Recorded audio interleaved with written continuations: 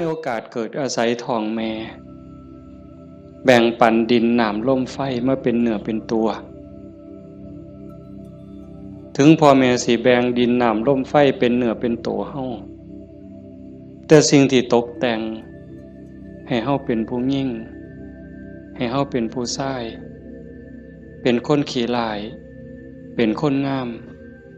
เป็นคนโง่เป็นคนฉลาดเป็นคนถูก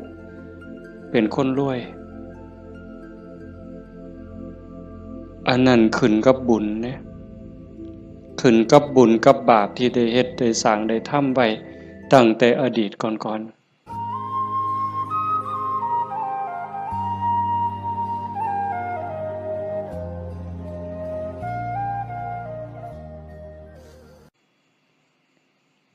เฮาทั้งหลายจังว่ามีบุญมันมาจากขันธ์แล้วหนีจากนรกพ้นนรกพ้นเปรตพ้นอสุรกายพ้นสัตว์เดรัจฉานได้มาเป็นคนยกระดับจากคนมาเป็นมนุษย์มีศีลมีธรรมเข้าใจในเรื่องเล่าของชีวิตแก้วแหวนเงินทองเฮาก็หาอยู่ประกอบสัมมาอาชีพเลี้ยงปากเลี้ยงท้องเลี้ยงลูกเลี้ยงหลานอยู่2 มื้อ3 มื้อที่เฮามาอยู่ในสวนธรรมเนี่ยขันไปค้าไปขายเด้มันสิได้จักบาทผู้บางคนได้เป็นพันผู้บางคนได้เป็นหมื่นแต่ญาติโยมคิดว่าเอาไว้ซะก่อนแก้วแหวนเงินทองก็มีค่าอยู่มีประโยชน์อยู่แต่มันบ่สู่บุญบ่สู่บุญบ่สู่กุศลบุญกุศลจะเฮ็ดให้เฮาดียิ่งขึ้นไปกว่านี้สูงขึ้นไปกว่านี้บุญเป็นที่เพิงปุญญานิปะละโลกัสสมิงปฏิทาหุนติปานินังเพราะเหตุว่าบุญนั้นเป็นที่พึ่งของสัตว์ทั้งหลายในโลกหน้าพร้อมทั้งโลกต่อไปเพิงได้ตั้งแต่วินาทีนี้ตั้งแต่วินาทีที่เฮ็ดบุญก็เอากายเอาวาจาเอาใจนี่เฮ็ดบาปก็เอากายวาจาใจนี่เฮ็ดบาปเฮ็ดให้เกิดความทุกข์เกิดความเดือดร้อนคันแม่นเฮ็ดบาปดูๆเฮ็ดบาปบ่อยๆเฮ็ดบาปหลายๆถึงในขณะที่เฮ็ดมันสิม่วนมันสิสะใจก็ตามแต่จักมื้อหนึ่งเวลาหนึ่งมันจะเดือดร้อนในข้าวที่มันลุ่มหลงมันก็บ่ย้านหยังดอกอย่างคนไปรักของเขาคนฆ่าเขาเนี่ยฆ่าสัตว์ลักทรัพย์ประพฤติผิดในกามล่วงเกินลูกหลานสามีภรรยาผู้อื่นนอกใจผัวเมียเจ้าของก็แล้วแต่ขี่ตัวใส่หลายป้ายสียุโย่งให้แตกเหล่าสามัคคี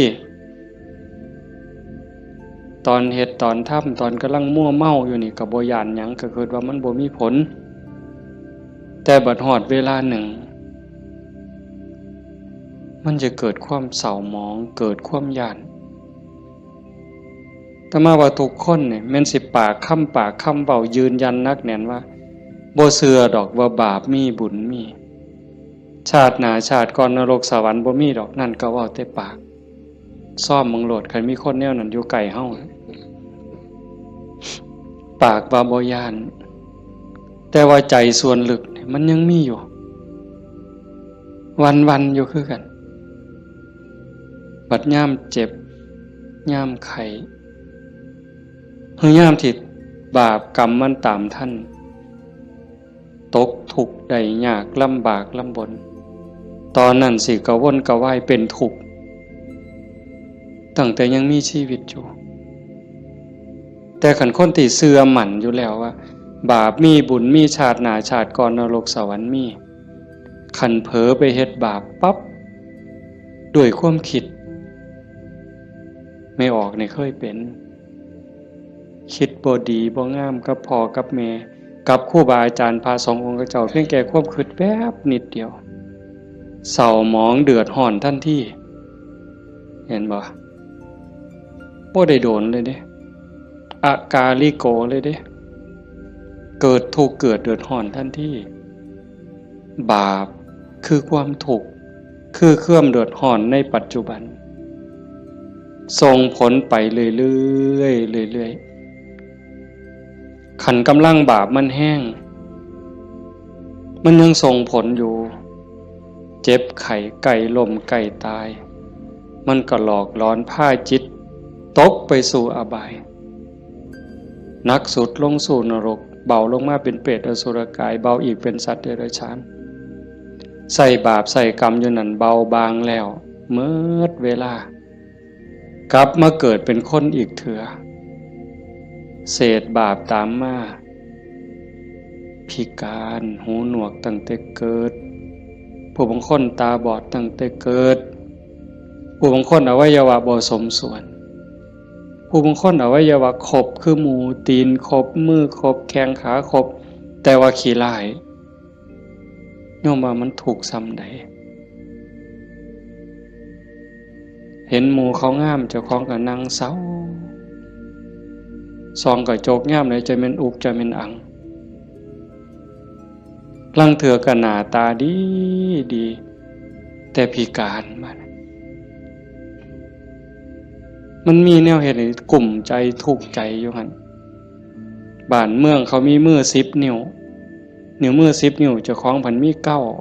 9เป็นตะยูว่าบัดนี้ไหว้พระย่ามใดก็จักสิเสียงจักสิเฮ็ดจังได๋ขาดก็บ่ดีคันเกินมา11 นิ้วแล้วบัดนี้สิ่งเหล่านี้เป็นผลของบาปที่ตามมาเล็กๆนะคันแม่นว่าอวัยวะก็คือหมู่อยู่หน้าตาก็พอไปวัดไปว่าก็บ่พอสิอายคนปานใดแต่ว่าทุกข์ล่ะเฮ็ดเวียกปานไฟไหม้มือไหม้ตีนคำบ่ได้ยืนขึ้นบ่ได้อยู่แต่บ่พออยู่พอกินจักเถื่อเอาคันให้อีกแนวนึงดีล่ะพ่ออยู่พ่อกินหน้าตาก็พ่อไปวัดไปว่าแต่ว่าได้ผัวขี่เหล้าเป็นจังได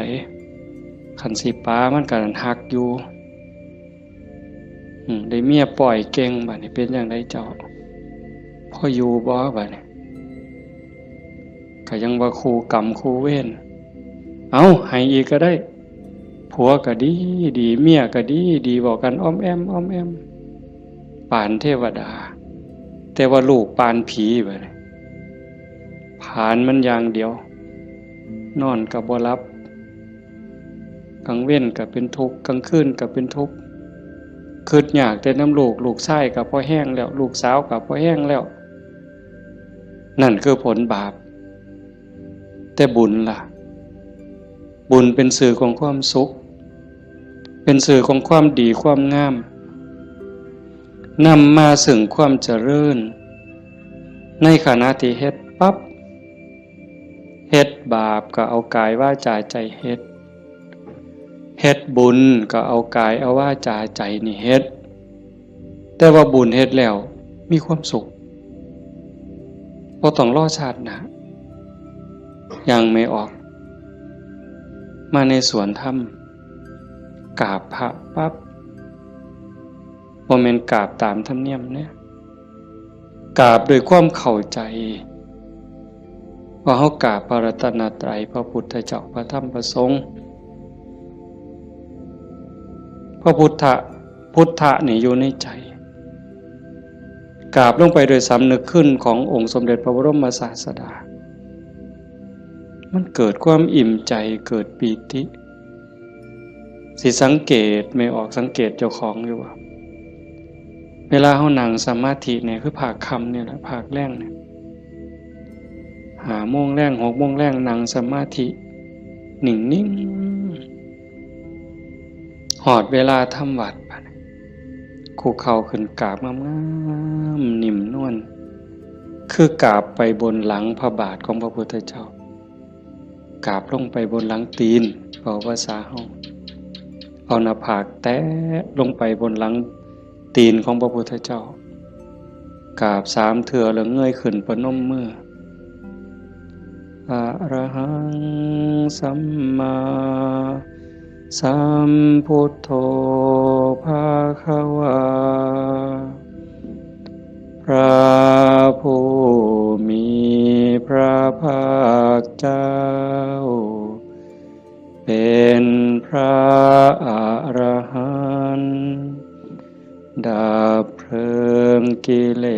สเพลิงทุกข์สิ้นเชิงตรั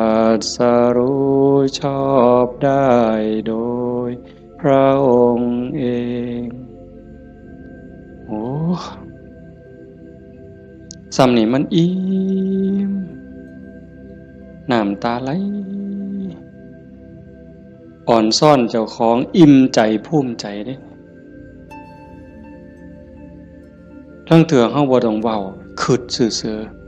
ๆนั่งสมาธินิ่งๆทบทวนพระพุทธเจ้าเพิ่นเป็นไผมาจากไสเฮ็ดจังได๋ได้เป็นพระพุทธเจ้าบุกบั่นฝ่าฟันเสียสละหยังมาแหน่กลัวได้เป็นพระพุทธเจ้าพอได้เป็นพระพุทธเจ้าแล้วขนขวายในการบอกการสอนการแนะการนำพระมหากรุณาธิคุณที่ยิ่งใหญ่หวังให้สรรพสัตว์ทั้งหลายพ้นไปจากความทุกข์พ้นไปจากการเกิดการแก่การเจ็บการตายพอพระองค์เห็นว่าวัฏฏะสงสารนี้หาความปลอดภัยอีหยังบ่ได้เฮ็ดบุญบักใหญ่หลวงตกนรกก็มีเฮ็ดดีมาตลอดชีวิตพลาดนิดเดียวล่วงลงสู่อบายก็บ่อึดแม่นสิเกิดมาเป็นคนดีแล้วงามแล้วร่ำรวยเฉลียวฉลาดมียศถาบรรดาศักดิ์แล้วแต่ความทุกข์ก็บ่เคยห่างหายไปจากคนเกิดเป็นทุกข์โยมกระทบทวนเห็นเกิดในท้องแม่9 เดือน10 เดือนพัฒนาการเฮานั่งคดจ้องของอยู่ในท้องแม่มือคลอดแม่ก็เกือบตายทั้งเถื่อก็ตายอีหลีแม่ก็ห้องโฮโพสังกาหมดลูกหลุดออกมาสลบเลยลูกพดออกมาปั๊บก็หายกากหลด100%เต็มหมดสุคนทุกข์เลยเกิดมาทุกข์แก่ก็ทุกข์หูจักสุคนแล้วนั่งอยู่นี่เจ็บแขวเจ็บข้างเจ็บแข้งเจ็บขาปวดหลังปวดแอวเคยหมดสุคนนะหัวงอกตั้งแต่หัวงอกก็คือมันบ่เจ็บบ่ปวดก็ทุกข์เว้ยไม่ออกเป็นเลยว่ะซองกระจกเห็นผมงอกนี่ถอนปั๊บโลดย่านเข้าว่าเจ้าของเฒ่าเห็นบ่อายุ30-40คนเขาเอิ้นแม่ใหญ่ได้งวกปั๊บตาเขียวปื้อโลดเด้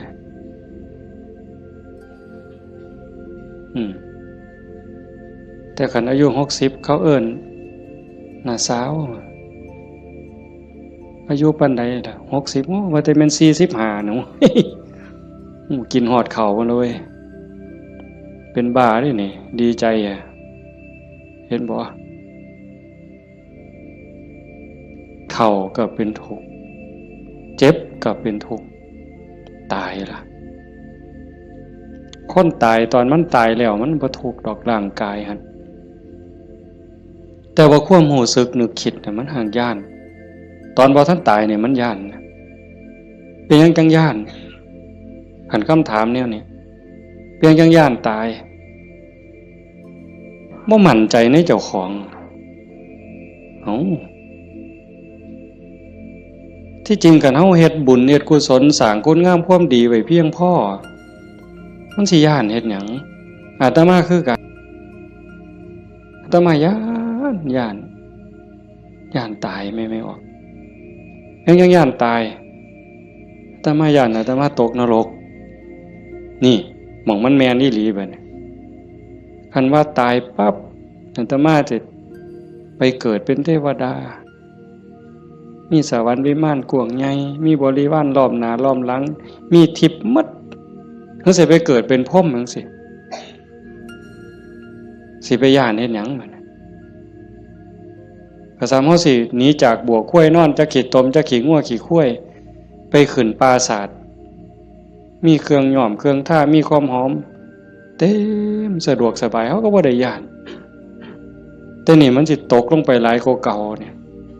มันก็เลยย่านแม่นคือบ่อาตมาบ่ฮู้ดอกโยมก็คิดเอาเองว่าโยมย่านคืออาตมาบ่ตายมันทุกข์ลางเทื่อก่อนตายเนี่ยญาติโยมนี่คนประพฤติปฏิบัติธรรมไปร่วมงานศพดูๆไปเยี่ยมคนป่วยบ่อยๆนี่ได้น้อมธรรมเข้ามาใส่ตนซ้ำใดเห็นคนเจ็บคนป่วยทรมานโอ้ยบัดฮอดข้าวเจ้าของสิเป็นจังไดน้อคือดูพอพระพุทธเจ้าเพิ่นบอกว่าโอปัญญิโกควรน้อมเข้ามาใส่ต้นเลือกได้อยู่บ่ล่ะโยมโอ้ยผู้ขาสิเลือกเอาตายด้วยโรคอันนี้ดอกสิเอาไหลตายดอกเอาง่ายที่สุดแล้วเด้นี่เอาวะกินข้าวอิ่มๆกับลูกกับผัวกับเมียแล้วนอนหลับแล้วตายไปเลยนี่ง่ายที่สุดแล้วเอาวะยังบ่ทันหันเอาอยู่เด้นี่ขนาดพิธีที่ดีที่สุดสบายที่สุดล่ะเด้ขันไปเว้าถึงพวกเจาะข้อหายใจบ่ได้เจาะข้อเพราะท่านก็ป้อนอาหารทางสายยางเจาะสวงเอาเงี้ยวออกบัดนี้เลือดก็ใส่ทั้งแขนข้างนึงน้ำเกลือก็ใส่แขนข้างนึงออกซิเจนงุ่มดังอีกเจาะสวงเอาน้ำออกบัดนี้อุ้ยผู้ใดคิดว่าเจ้าของสิบ่ถูกแนวนั้นแน่อยู่นี่ยกมือขึ้นเบิ่งบ่มีหลักประกันหยังเลยพระพุทธเจ้าเป็นผู้มีพระมหากรุณาธิคุณคิดเห็นบุญคุณของพระองค์เที่ยวบอกเที่ยวสอนจากป่าสู่ป่าจากเขาสู่เขาจากกระท่อมของคนขอทานฮอดปราสาทราชวังของพระราชามหากษัตริย์คิดเห็นบุญคุณของพระองค์จังซี่เฮาได้มาเฮ็ดนำทำตามมันเป็นบุญแน่ๆคิดพ่อคิดเห็นนั่งสมาธิพิจารณาไปเกิดอิ่มใจพอใจสุขใจเดียวนี้คิดเบิ่งเจ้าของมันถึงสิเกิดบ้านนอกคอกหน้าบ้านป่าคาดอนบ่ร่ำรวยเป็นแสนเป็นล้านคือเพิ่นแต่ว่าเฮามีวัดมีครูบาอาจารย์มีพี่มีน้องที่รักศีลรักธรรมเฮามีสัมมาทิฏฐิมีความเห็นถูกเห็นตรงตามคำสอนพระพุทธเจ้าอย่างน้อยๆนี่เชื่อว่าบาปมีบุญมีชาติหน้าชาติก่อนนรกสวรรค์มีเฮ็ดดีก็ย่อมได้รับผลดีเฮ็ดชั่วก็ย่อมได้รับผลชั่วพระพุทธศาสนาสอนเรื่องเหตุเรื่องปัจจัยเพราะสิ่งนี้มีสิ่งนี้จึงมีหวานพืชจังไดก็ได้ผลจังซั่นอ่อนซ่อนเจ้าของภูมิใจในเจ้าของแม่นสิเกิดบ้านนอกคอกหน้าทุกข์ยากปากหมองบ่ร่ำบ่รวยบ่สวยบ่งามแต่เฮามีโอกาสได้เข้าวัดได้มีโอกาสปฏิบัติธรรมเป็นผู้บ่ประมาทได้ยินเสียงปากเสียงเว้าของครูบาอาจารย์น้อมนำลงสู่การประพฤติปฏิบัติซ้ำนี่เฮากับพ่อแห้งอ่ะเนี่ยโยมเป็นบุญล่ะนี่เกิดปีติเกิดความอิ่มใจแล้วก็ตั้งตนในความบ่ประมาทอีก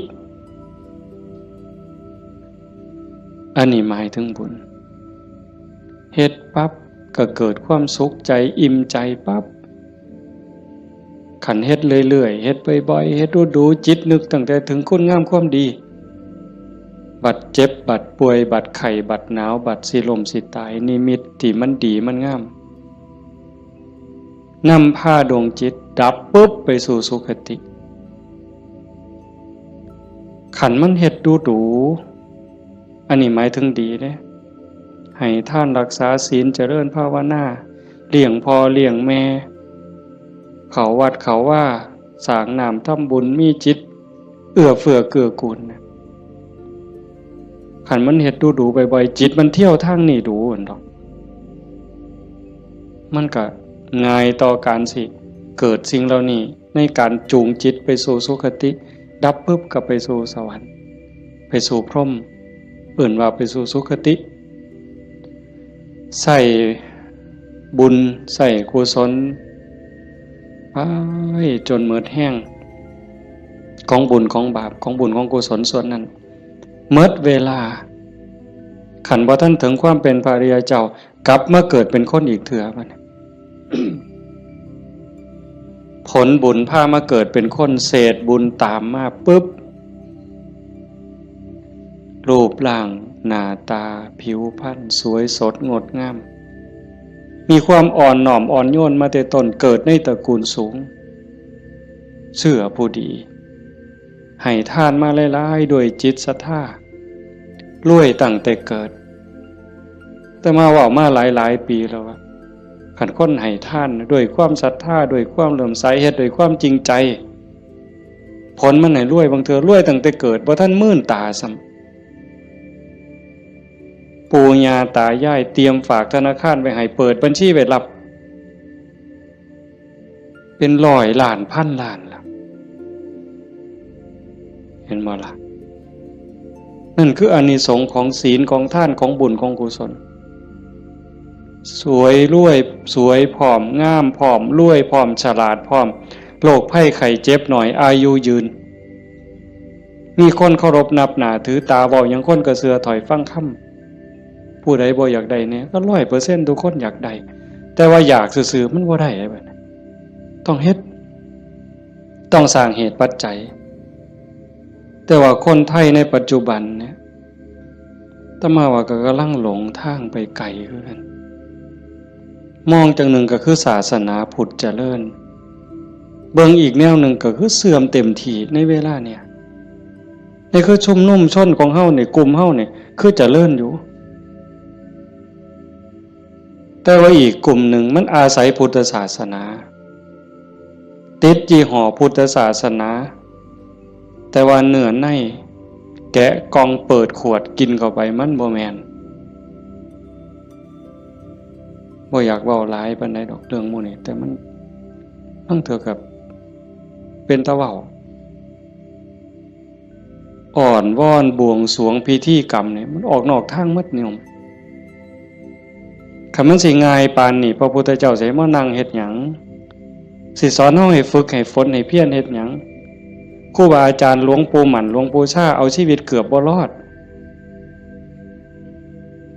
ก็สั่นก็ครึ่งฝ่ายแล้วก็มาผูกหัวเจ้าของก็สวดซะทีล่ะ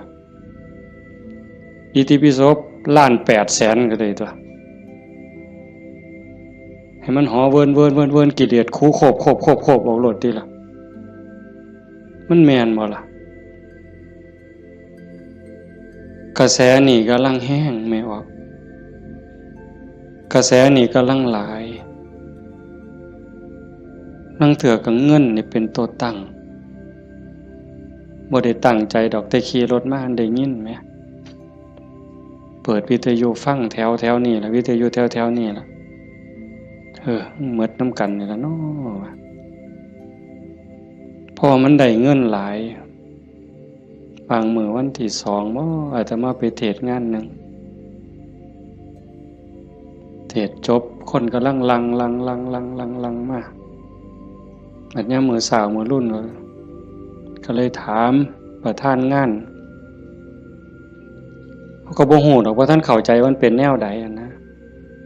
ถามว่าเป็นจังได๋งานเรียบร้อยดีอยู่บ่เรียบร้อยอยู่ค่าน้อยเพิ่นว่าอุ้ยได้เงิน800,000กว่าเพิ่นว่าสาธุว่ะงานคืนเดียวง่ายๆแจกไม่หีบกันหมดคืนเนี่ย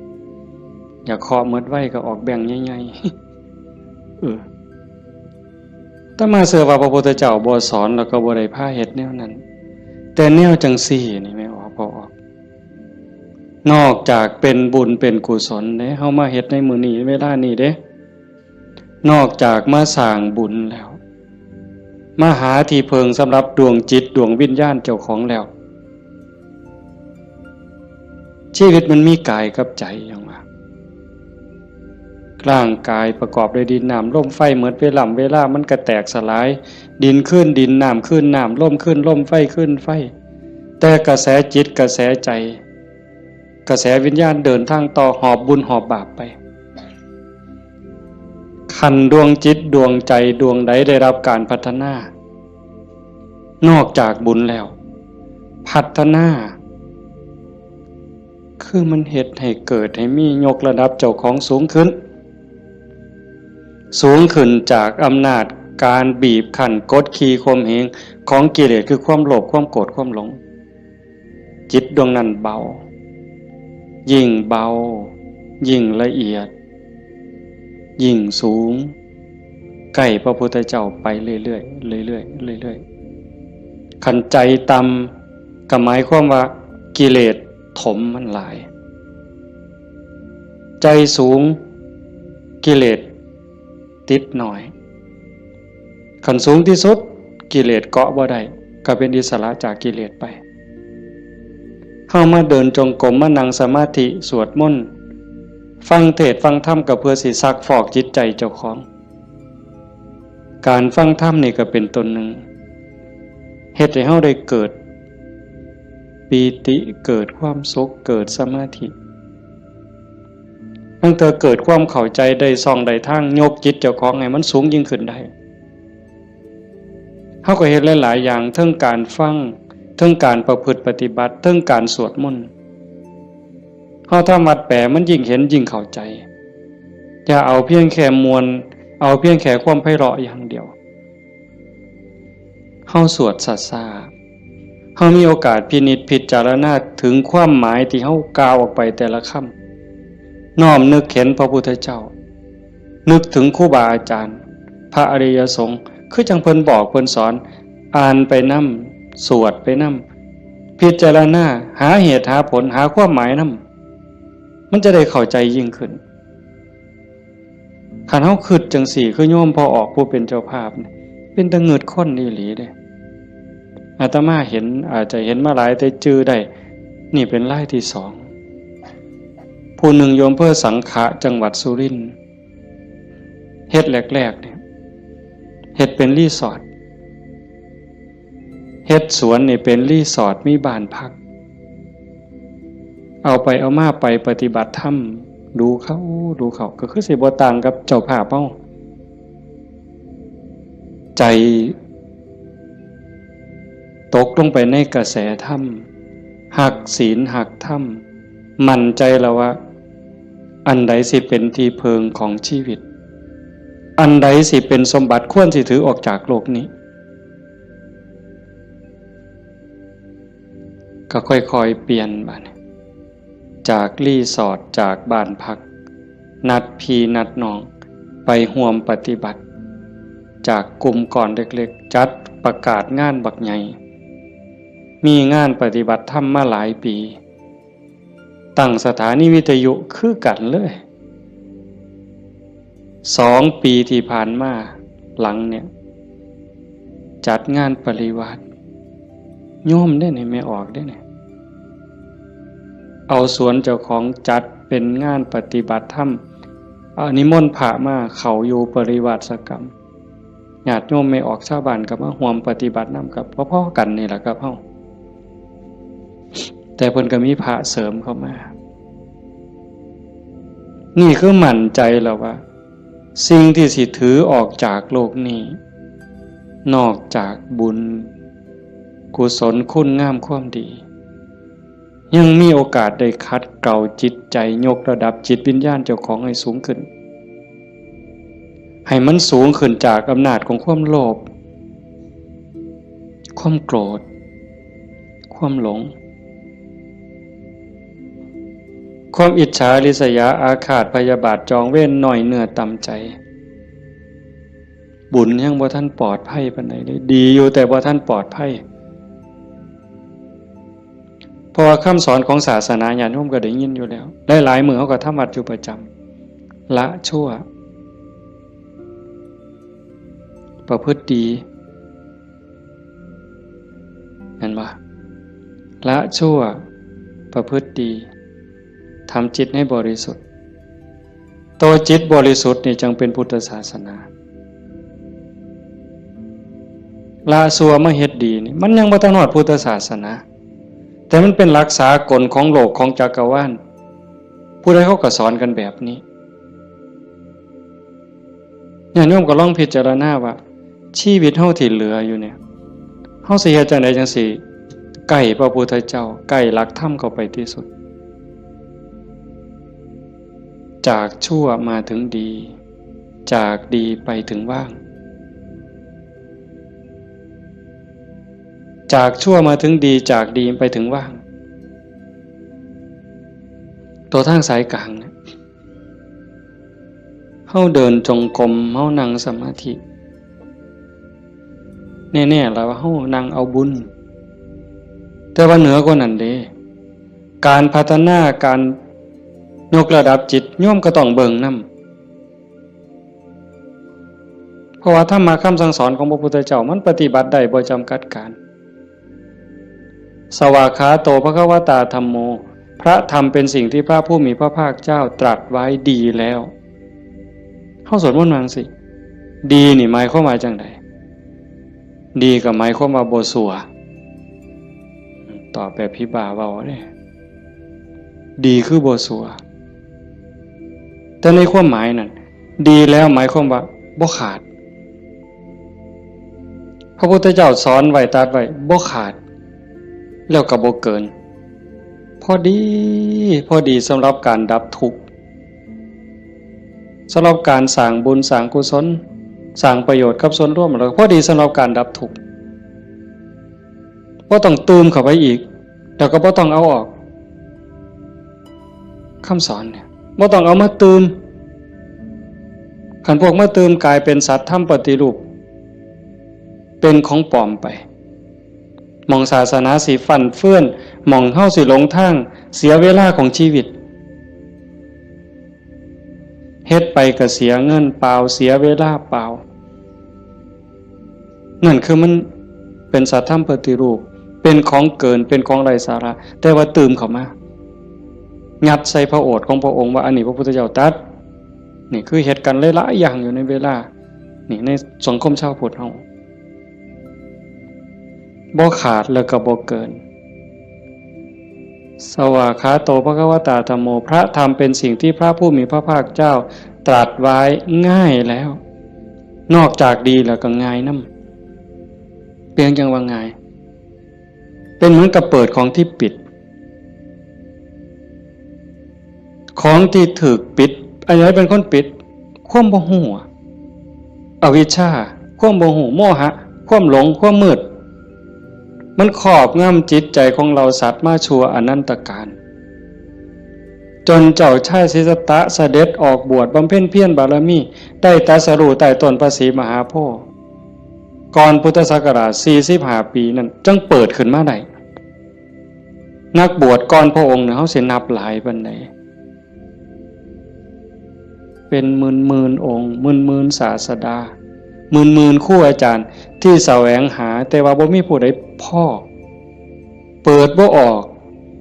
บุญบารมีบ่ถึงแต่เจ้าชายสิทธัตถะบำเพ็ญบารมี20อสงไขยกำไรแสนมหากัปบารมีเต็มเปี่ยมจังสามารถเปิดของที่ปิดหงายของที่คว่ำจุดแสงสว่างในที่มืดบอกทางแก่คนหลงทางนี่คือคำสอนของพระพุทธเจ้าเด้เปิดของที่ปิดหงายของที่คว่ำบอกทางแก่คนหลงทางจุดแสงสว่างในที่มืดก็จังว่าตรัสไว้ง่ายแล้วธรรมอันมีส่วนขี้ริ้วพระองค์เฉือนออกหมดสิ้นแล้ว ตัวใดมันเฟือมันฝุ่มเฟื่อยเป็นเรื่องไร้สาระเฮ็ดให้เสียเวลาพระองค์ปาดออกเฉือนออกหมด คือกันครับใบใหม่เมดป่าแต่พระองค์นำมาสอนซ้ำกับกำใหม่ในมือใบใหม่ในกำมือเนี่ยม่วนหลายมันบ่เป็นประโยชน์บ่เป็นไปเพื่อการดับทุกข์มันอาจเสียหลายคือกับใบใหม่ในป่าสูตรนั่นสูตรนี่สูตรยารักษาโรคสูตรสะเดาะเคราะห์ต่อชะตายังก็สิบอกกันคือซุมื้อเสริมดวงเสริมมงคลนั่นก็แล้วแต่วิชาที่มันบ่เป็นไปตรงไปเพื่อความดับทุกข์พระองค์บ่เอามาสอนเฉือนออกบ่เอามาเว้าถือเป็นเรื่องไร้สาระเป็นหยังจังเอาแต่สิ่งที่มันเป็นประโยชน์ล้วนๆเอาแต่แก่นเพราะว่าวันเวลาของชีวิตเฮาบ่พอโยมชีวิตหนึ่งๆเฮาบ่พอสำหรับการจะปลดเปลื้องกิเลสออกจากใจเป็นเรื่องรีบด่วนวันเวลาของชีวิตเฮามันบ่ถึง100 ปีจะคนเนี่ยเห็นบ่เบิ่งดีๆเด้เฮาเกิดมาอยู่ในโลกนี่มันบ่เกิน100 ปีหลายคนอยู่นี่60แล้ว70แล้วอายุจน70หัวงอกแขวหักแล้วเนี่ยกิเลสลดลงหรือยังถามเจ้าของเบิ่งยังเครียดให้ลูกเขยบ่เครียดให้ลูกไผ่บ่ไปตักอาหารยามมื้อเช้านี่มันอยากได้หลายเกินจำเป็นบ่นั่งเถื่อตักไปก็อันนี้ก็สิเป็นตาแซ่บอันนี้ก็สิเป็นตาแซ่บตักไปตักมาแงกเบิ่งถาดโอ้มันสิกินหมดบ่พ่อละเพิ่นว่าย่างสิวิโตเฮ็ดบักสมยังถอยกลับหลังมาอีกอยู่2 ก้าวกำปึ๊บอีกอยู่นี่คือเฮาพัฒนาบ่ทันไปเนี่ยตอนนี้อายุ70นี่เอาบักสมมาหน่วยนึงยังบ่พอยังเอาหน่วย2ไว้เสียงไว้ให้หลานอยู่มื้ออื่นมื้อเนี่ยเจ้าว่ามันของเล่นซั่นบ่กิเลสเนี่ยสิเอาชนะมันแนวใดหลายภพหลายชาติหลายแสนชาติล้านชาติมาแล้วที่เฮาแพ้มาตลอดแต่ว่าก็ใครแน่ชาตินี้ได้มาเป็นคนสู่ตอนในสนามนี่เวทีนี่ก็แม่นนักมวยนี่คือเวทีแก้มือแม่ว่านัดล้างตาก็แม่นการแก้มือกันเป็นกีฬาหยังก็ตามนี่เป็นไฟหนึ่งเป็นเกมหนึ่งที่เฮาสิเอาชนะมันแต่ตอนนี้จากยกแรกมาจนฮอดยก5นี่เฮาถึกมาสะบักสะบอมเนี่ยนับ8ก็หลายรอบแล้วอีกบ่ถึงนาทีแล้วเด้มันสิหมดยก5นี่สิหวังน็อกอยู่บ่เจ้าสิถึกศอกกลับเขามิดอ้อยซอยอีกยกนึงบ่จักนี่ต้องมึงให้เห็นเนี่ยจังว่าพระพุทธเจ้าเพิ่นเฉือนออกหมดสิ้นแล้วเอาแต่เรื่องทุกข์เรื่องดับทุกข์จ่อเข้ามาคันเอาว่าท่านเข้าใจซ้ำนั่นอ่านความรู้สึกเจ้าของมันเฮามาเดินจงกรมนั่งสมาธิซ้ายย่างเนาะขวาย่างเนาะสิย่างพุทโธก็แล้วแต่ย่างเฮ็ดหยังอาตมาอาจสิเว้าบ่ถูกเด้ญาติโยมอาจจะเข้าใจกว่าอาตมาก็เว้าไปตามบ่าซั่นเนาะย่างเพื่อฝึกสติเพื่อเพิ่มความถี่ของสติสัมปชัญญะสติคือความระลึกได้สัมปชัญญะคือความรู้ตัวฝึกบ่อยเฮาเผลอนี่เอาวันนี้เรื่องบุญน่ะมันของตายอยู่แล้วไม่ออกบ่ออกเรื่องบุญน่ะของตายเพียงแค่เฮาตั้งอกตั้งใจมีศรัทธามาเฮ็ดในบุญของตายมันได้อยู่แล้วจากชั่วมาถึงดีจากดีมาถึงว่างจากบาปมาถึงบุญจากบุญไปถึงว่างเนี่ยบุญของตายเฮาเพียงแค่มีศรัทธามานี่มันมหาศาลแล้วบุญเป็นต้นหนุนแต่เฮาสิเอาดีกว่านั้นบ่คันเจ้าดีกว่านั้นทุกอย่างก้าวที่เฮาย่างซ้ายหูว่าซ้ายขวาหูว่าขวา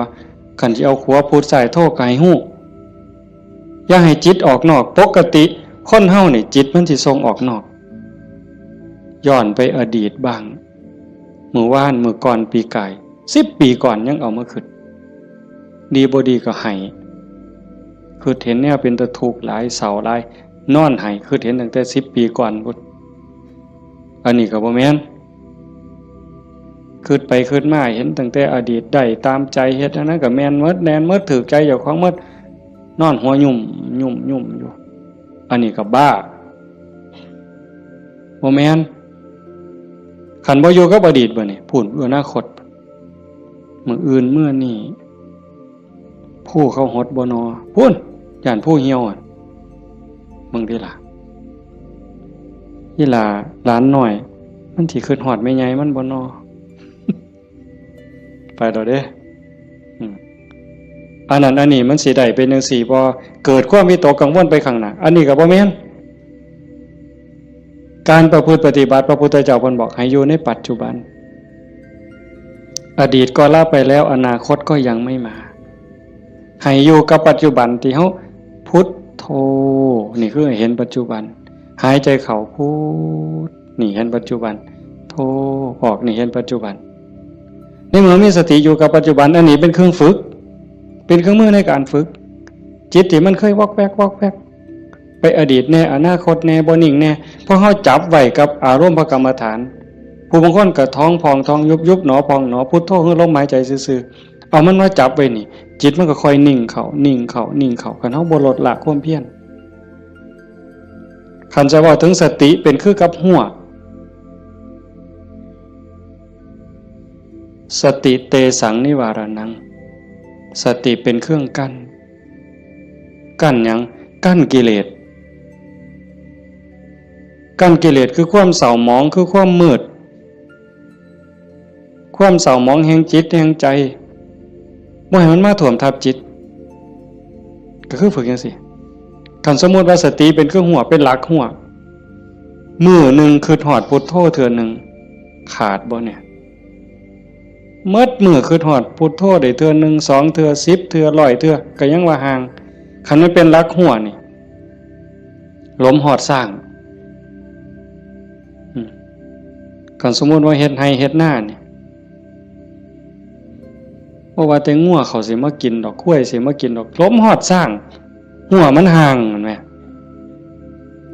มื้อนี้เฮาฝึกดูๆมาเพียรปฏิบัตินี่ฝังหลักทีเขาแต่ก่อนมันห่างเป็น 2-3 เมตรสร้างเขาได้มื้อนี้ปักเขาไปกลางกึบเหลืออยู่เมตรครึ่งสร้างเขาบ่ล้มเนี่ยแต่ว่าข้วยเขาได้เด้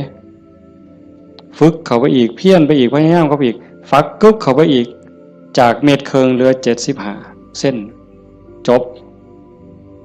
ข้วยเขาบ่ได้งัวเขาบ่ได้แต่ว่าหมูอาจสิเขาได้เด้ดุดมุนเลยเสียบเข้ากลางกึบ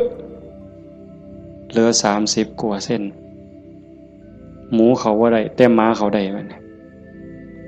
เพี้ยนเข้าไปอีกซับเข้ากลางจาก30กว่าเหลืออยู่20 15ขึ้นไปหา20เสียบเข้าไปอีกเหลืออยู่10กว่าเส้นบัดแล้วไก่ก็เขาบ่ได้เสียบเข้าไปอีกไก่เขาบ่ได้กบอาจสิเขาได้ที่เขาอีกกบเขาบ่ได้เขียดโม่เขาได้ที่เขาอีกเขียดโม่เขาบ่ได้เขาได้แต่เขียดแค่หน้าสติเฮาคือกันสติสัมปชัญญะฝึกบ่อยๆฝึกดูๆเห็นดูๆฮู้ดูๆมันก็จะเป็นความชำนิชำนาญความระลึกรู้ระลึกเห็นบ่อยๆเกิดขึ้นอยู่ในปัจจุบันบ่อย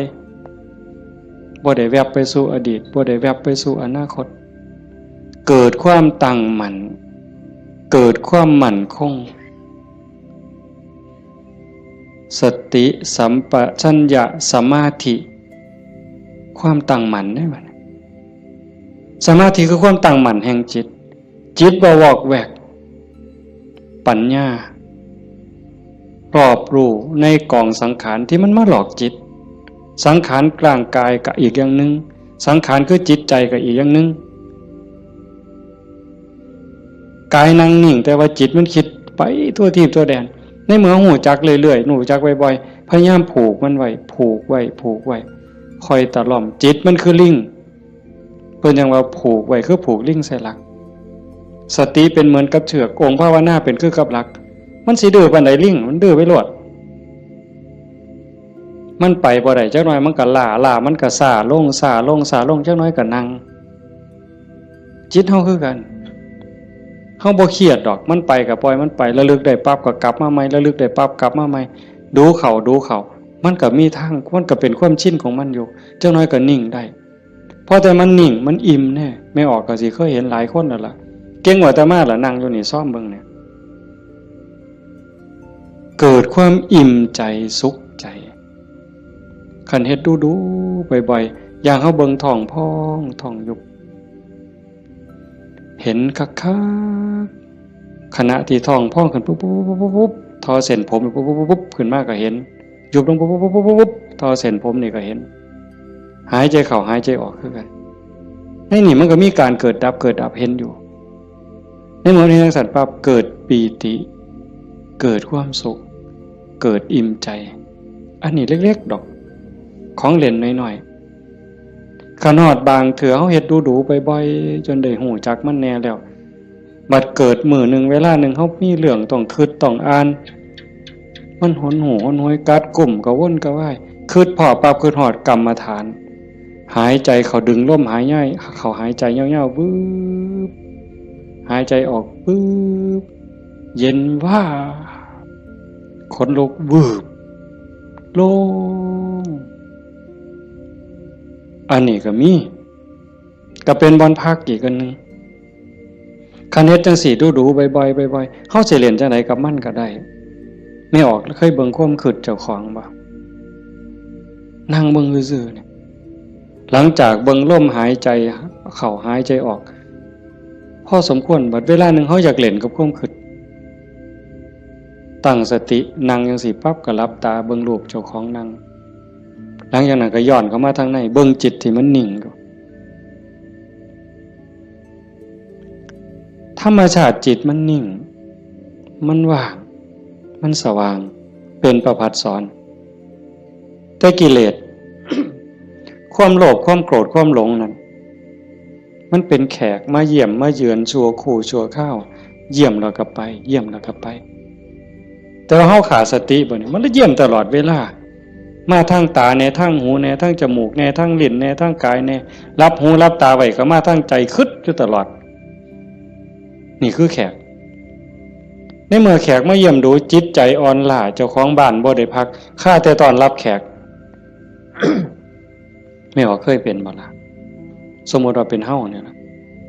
เดี๋ยวกับผู้นั้นมาผู้นี้มาตอนรับอยู่หมดมื้อหมดเว้นหาข้าวหาน้ำให้อยู่ให้กินคอยเว้าคอยจาทักทายปราศัยเมื่อยเนี่ยคนบ่ได้พักก็เมื่อยก็ล้าใจบ่ได้พักก็คือกันเดี๋ยวก็โลภเดี๋ยวก็โกรธเดี๋ยวก็หลงเดี๋ยวก็ฮักเดี๋ยวก็ซังเดี๋ยวก็ย้านอยู่หั่นแต่คันเฮาได้เฮ็ดสมาธิได้ภาวนาจิตมันได้พักเป็นพักเกิดความหนักแน่น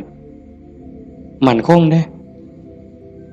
เวลาที่จิตเฮามีสมาธิเกิดความหนักแน่นมันบ่เป็นสมาธิแบบที่เฮาเว้าถึงกันจนว่านิ่งสว่างดับไปเป็นชั่วโมง2ชั่วโมงเป็นมื้อเป็นเว้นก็สร้างเพียงแค่เฮาเห็นลมเข้าลมออกเนี่ยคือเห็นพุทโธติดต่อกันจัก5นาที10นาทีมันมีแห้งแท้เด้ไม่ออกหลายคนเป็นอยู่มั้งเห็นพุทโธลมเข้าก็พูดลมออกก็โธต่อกันจัก5นาที10นาทีนี่มันเกิดความมั่นคงในใจ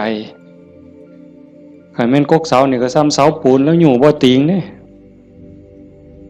จิตใจบ่หวั่นไหวนักแน่นมั่นคงโยกบ่ได้เห็นบ่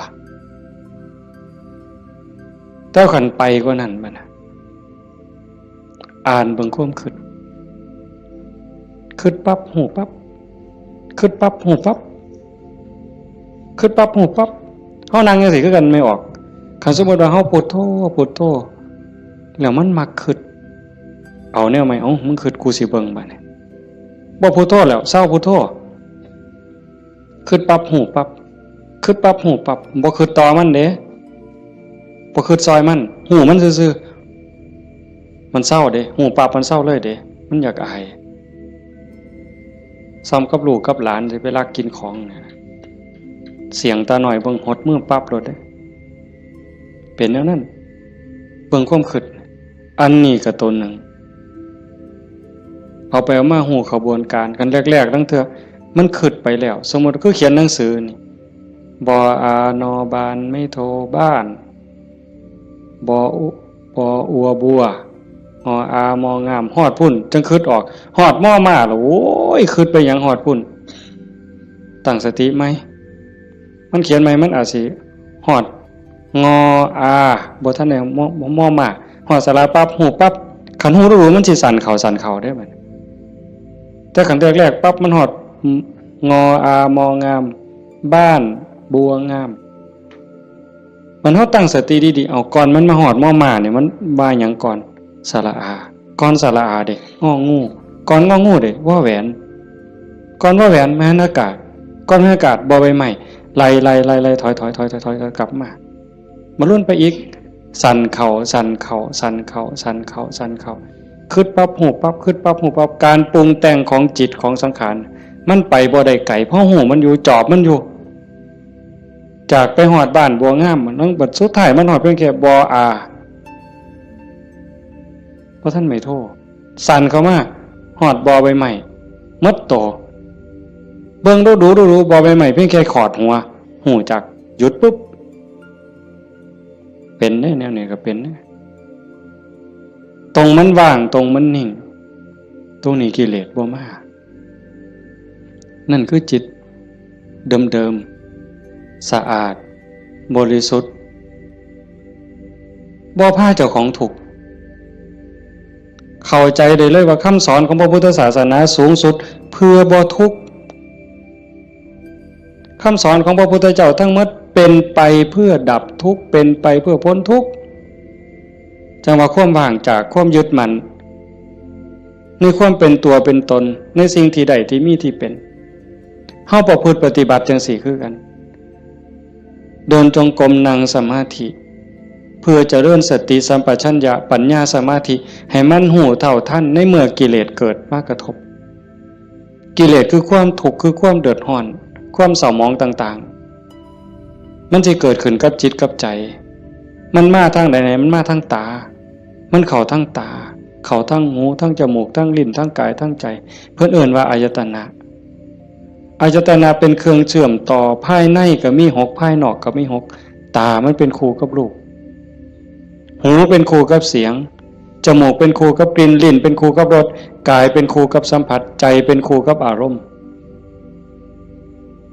มันใส่ตาใดเข้าทั้งตาใดมันเข้าทั้งตาใส่หูใดมันเข้าทั้งหูใส่ดังใดมันเข้าทั้งดังใส่ลิ้นใดเข้าทั้งลิ้นรับหูรับตาไว้มันเข้าทั้งใจไปเฮาฝึกสติสัมปชัญญะเพื่อให้อยู่กับปัจจุบันให้มันเท่ามันทันให้มันเร็วเวลาเกิดการกระทบตาเห็นรูปปั๊บตาบอดมันต้องเห็นตาบอดมันต้องเห็นเป็นเรื่องธรรมดาเห็นปั๊บเฮ็ดจังได๋บัดเฮ็ดจังได๋ในเมื่อตาเห็นรูปปั๊บเฮาสิรักษาใจบ่ให้มันหักบ่ให้มันสั่งบ่ให้มันดีใจบ่ให้มันเสียใจนี่คือตัวปฏิบัตินี่คือทางสายกลางเห็นปั๊บให้ใจเป็นปกติคือบ่ทันเห็นคือกับเฮานั่งเบิ่งพุทโธพุทโธตาเห็นปุ๊บหูปั๊บแต่ว่าให้นิ่งอยู่คือเก่าอย่าให้เกิดดีใจเสียใจอย่าให้เกิดหักเกิดสั่งขันมันจำเป็นสิต้องจัดการกับสิ่งที่เฮาเห็นก็เฮ็ดด้วยจิตเป็นปกติสมมติว่าขึ้นไปตั้งเฮือนมีขี่ไก่ไปด่าไก่กับบ่แม่นอีกปล่อยให้ไก่กับบ่แม่นอีกละคิดเป็นตาสร้างไก่กับบ่แม่นอีกละบ่ถึกหมดเฮ็ดให้จิตเป็นปกติยากอยู่ได้บ่ง่ายจักเม็ดไม่ออกย้อนเฮาเฮ็ดบ่ได้นี่เฮาจังเกิดจังตายเที่ยวตกนรกเป็นเปรตอสุรกายเที่ยวขึ้นสวรรค์เที่ยวลงนรกอยู่นี่ย้อนเฮ็ดจิตเป็นกลางบ่ได้เห็นขี่ไก่ก็สิไปสั่งไปด่าไก่แต่คันเห็นเงินแบ่งพันถิ่มอยู่เป็นจังได๋บัดมันสิว่าดีใจที่ละว่าติ อันนี้ก็บ่ถึกดีใจพอใจก็บ่แม่นให้จิตเป็นปกติคันสิจับสิหยิบมันมีเจ้าของบ่ก็หยิบไปหาเจ้าของเอาเก็บไว้ซะก่อนก็จังค่อยไปกาดหาเจ้าของก็บ่คิดว่าสิเอาจังสี่คือกันคันบ่มาทางตาล่ะมันมาทางหูบัดนี้สมมุติว่าเขาด่าปุ๊บได้ยินเสียงด่ามาเฮ็ดจังได๋สิเฮ็ดใจเป็นปกติบ่เสียใจบ่น้อยใจคันพวกเพิ่นปฏิบัติเนาะเพิ่นจังว่าได้ยินเนาะเอาสติไว้ที่หูเกิดขึ้นที่หูก็ดับลงที่หูได้ยินเนาะบ่ให้ราคามันเถาะบ่ให้ราคาเลยบ่ดีใจนำบ่เสียใจนำเสียงกระซักว่าเสียงบ่แม่นสัตว์บุคคลตัวตนเล่าเขาเว้าง่ายแต่ว่าเฮ็ดยากที่สุดก็ย้อนว่าฝึกบ่ทันพ่อคันผู้ฝึกได้แล้วก็เย็นคือเก่าเด้คือหลวงปู่ชาเพิ่นว่าผู้ที่ฝึกบ่ทันได้คือบ่ทันเข้าใจคนด่าย่างไปเสาก็ด่าไปยามแล้งก็ด่าเห็นยามใดด่ายามนั้นก็ไปเครียดให้มันเป็นยังด่ากูเพิ่นว่าหมัดมือนึงเขาว่าอย่าไปหัวซ่ามาเด้อผู้มันด่าอีกคนเนี่ยเป็นบ้าตัวเศร้าเครียดเศร้าสั่งนั่นคือจิตเป็นกลางแล้วกลับคืนสู่ฐานเดิมของมันคันเขาให้เขาด่าเขาจมให้เฮาบ่ฮู้ท่านว่างจิตบ่เป็นก็ไปเครียดไปขมหาทางตอบแทนสิเอาขึ้นจองกรรมจองเวรไว้แต่ขันทาย่องแล้วบัดเนี่ยเป็นจังไดบัดแต่คำย่องคำย่อมากเฮาก็ดีใจก็บวกฟู่ขึ้นบ่ถือคือเก่าเสียใจก็บ่ถือดีใจก็บ่ถือแต่ให้จิตเป็นกลางๆนี่คือขอปฏิบัติธรรมชาติจิตเป็นจังซั่นมันบ่เคยฮักไผมันบ่เคยสร้างไผจิตนี่ฮักก็บ่เป็นสร้างก็บ่เป็นดีใจก็บ่เป็นเสียใจก็บ่เป็นโลภโกรธหลงก็บ่เป็นย่านหยังก็บ่แม่นมันเป็นปกติของมันอยู่กลางๆจังซั่นแต่ว่ารักโกรธเกลียดกลัวอิจฉาริษยาน้อยเนื้อตามใจย้อนกิเลสมาย่อม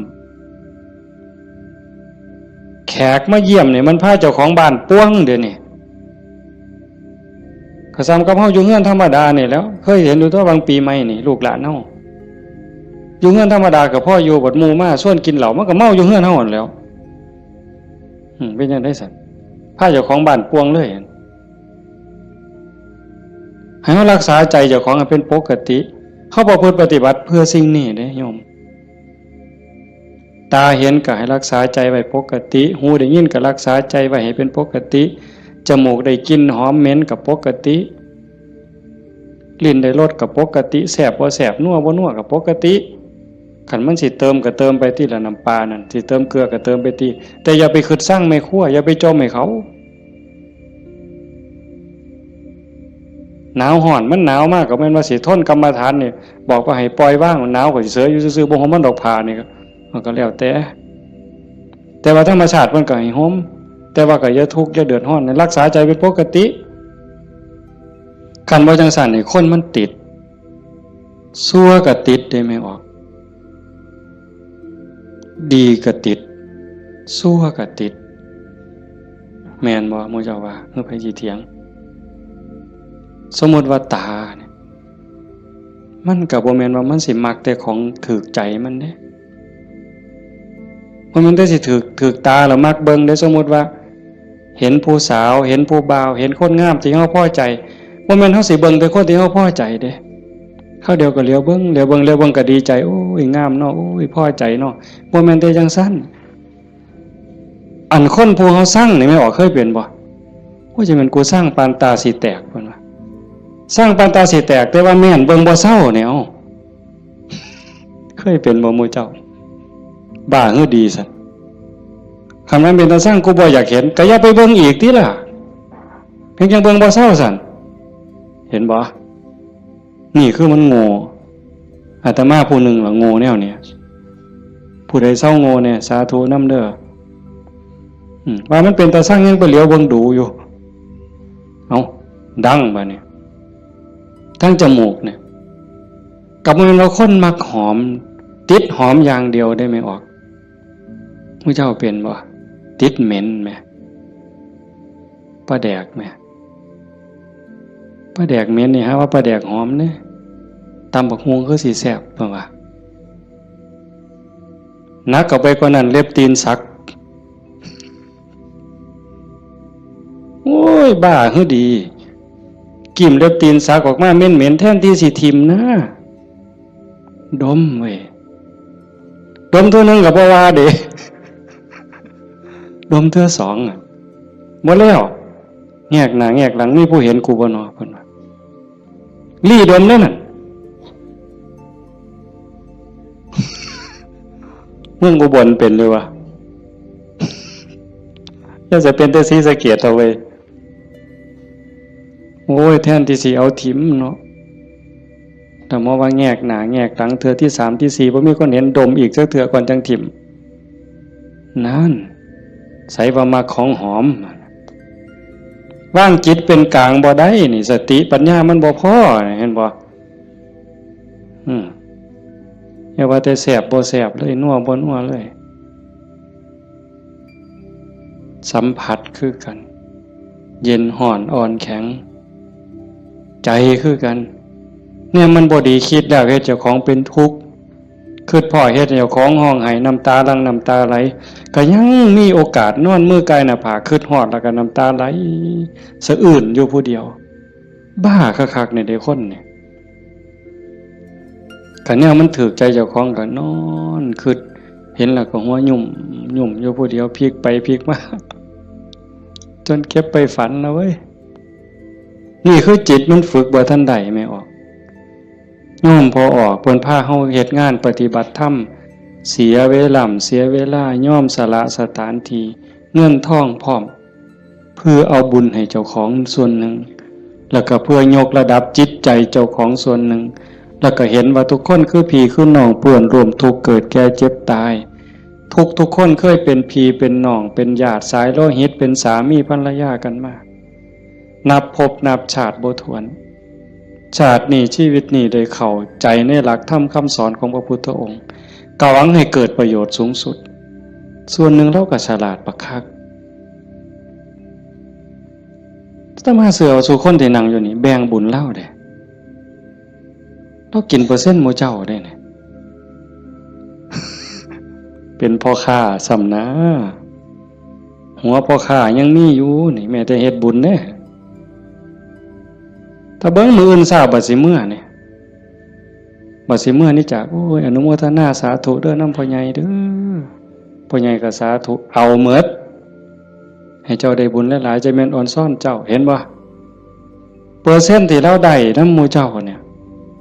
จิตเราก็สะอาดขึ้นยิ่งเข้าใจในการประพฤติปฏิบัติหวังยกจิตยกใจพลังบุญตรงนี้เฮ็ดให้จิตเราสูงขึ้นมีกำลังใจขึ้นมีความเพียรพยายามมากขึ้นจิตโล่งโปร่งเบามากขึ้นพลังบุญมันส่ง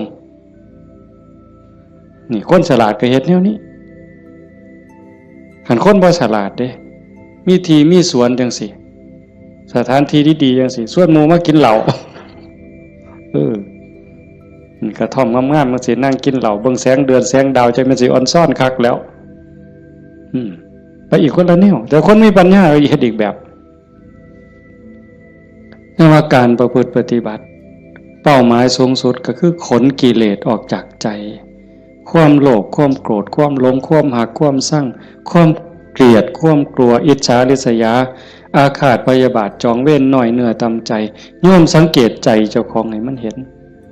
ขันบ่เห็นตรงนี้ก็งมอีกโดนเติบได้กิเลสมันเกิดอยู่ใจเนี่ยคุณธรรมก็เกิดอยู่ใจเนี่ยนรกก็อยู่ใจสวรรค์ก็อยู่ใจเนี่ยเฮาสิให้อีหยังเกิดมันเกิดได้เทื่อละอย่างไม่ออกความโลภความโกรธความหลงอิจฉาริษยาอาฆาตพยาบาทจองเวรหน่อยเหนือตามใจหักสั่งเกิดในใจเขาเกิดได้เทื่อละอย่างซ้ำกับตะเว้นขึ้นแจ้งมืดจักไปใสเหมือนยังตะเว้นตกดินความมืดจักมาแต่ใส ความแจ้งจากไปใส ย่ำเฮาดีใจนี่ความเสียใจจักไปใส่มิดอ้อยซอยย่ำเฮาสร้างขึ้นมาหักกับมดอ้อยซอยผัวเจ้าของนี่แล้วเคยเปลี่ยนบ่ผัวเจ้าของเมียเจ้าของนี่ฮักปานสิกลืนกินแพงกับแพงแต่บัดย่ำสร้างมาแล้วบ่โธ่หักจักไปใส่จนขากันตายแล้วเว้ยเห็นบ่อยู่น้ำกันจังสิบัดเป็นตาหักเกินมากกับเป็นตาหักบัดเป็นตาสั่งกับเป็นตาสั่งจังว่าใจเฮามันได้เกิดขึ้นได้เทื่อละอย่างเทื่อละอย่างแล้วเฮาใส่อีหยังเกิดขึ้นกับใจเฮาบัดนี้ผู้มีธรรมก็อยากให้ความดีเกิดความดีใจความภูมิใจจิตที่มีเมตตาต่อกันหวังดีต่อกันอนุโมทนายินดีนำในเมื่อผู้อื่นเขาได้ดียามเมื่อคนอื่นเขาทุกข์ยากลำบากซอยเหลือบ่ได้ก็ให้มีอุเบกขาให้ถือว่าเป็นกรรมของสัตว์พอซอยเหลือได้ก็ซอยเหลือคันเฮาจอบเบิ่งจังซี่ใจเฮามีอีหยังเกิดขึ้นปั๊บก็ฮู้จักคืออาตมาบอกตอนกลางๆนั่นว่าคิดปั๊บฮู้ปั๊บคิดปั๊บฮู้ปั๊บอันคือเฮ็ดให้มันว่างแต่คันเฮาจอบเบิ่งมันมีอีหยังเกิดขึ้นก็ฮู้ให้มันเป็นเรื่องบ่ดีบ่งามก็บ่ทรงบ่บวกบ่ทรงมันต่อบ่ร่วมคิดกับมันบ่ร่วมขบวนการกับมันเฮาจะเห็นซ่อมเบิ่งกันจากฮู้ว่าเจ้าของเป็นคนแนวใดก็จอบเบิ่งใจเจ้าของนี่เป็นคนขี้อิจฉาบ่เป็นคนขี้โลภบ่เป็นคนขี้โกรธบ่เป็นคนขี้น้อยใจบ่ญาติโยมต้องซ่อมเจ้าของได้บัดนี้ผู้เฮ็ดมาแล้วก็สาธุผู้บ่ทันเคยเฮ็ดก็ลองสังเกตเวลามันบ่พอโยมประเด็นสุดท้ายสิเว้านำเนี่ยเวลาของชีวิตเฮาเหลือน้อยผู้บางคนเข้าวัดมา10 ปี20 ปี30 ปี40 ปีผู้บางคนหลายกว่านั้นลองเบิ่งบัดเทียบเบิ่งวันเวลาที่เฮาเข้าวัดเข้าว่าปฏิบัตินำครูบาอาจารย์นับเงินทำบุญกันหลายแสนลองเบิ่งเด้นับเงินที่เฮาบริจาคทำบุญหน่อยแน่หลายแน่นี่เวลา20 30 40 ปีนี่มันเป็นแสนแล้วคันบริจาคเทื่อละ100เทื่อละ20เนี่ยเข้าหมดจักเหล้าตั้งแต่ใส่บาตรตั้งแต่ไปจังหันจังเพ่นเข้าเฮาหมดจักเหล้าเอาผ้าเอาสาดเอาหมอนถวายวัดหมดไปหลายปานใดคันเว้าถึงแง่เป็นบุญแง่ความภูมิใจนี่โยมก็ภูมิใจบ่คักเอาตัวนี้มาเป็นปีติจูงจิตให้เกิดความสงบก็ยังได้เป็นบุญได้เป็นจาคานุสติเนี่ยนำพาจิตไปสู่ความสงบได้อันนี้คือแง่ของบุญก็เป็นที่เพิ่งให้จิตให้ใจอย่างมหาศาลเลยล่ะไปแต่คันเว้าถึงแง่ของการพัฒนาเป้าหมายของพุทธศาสนาในขณะที่เสียเงินไปหลายแสนแล้ว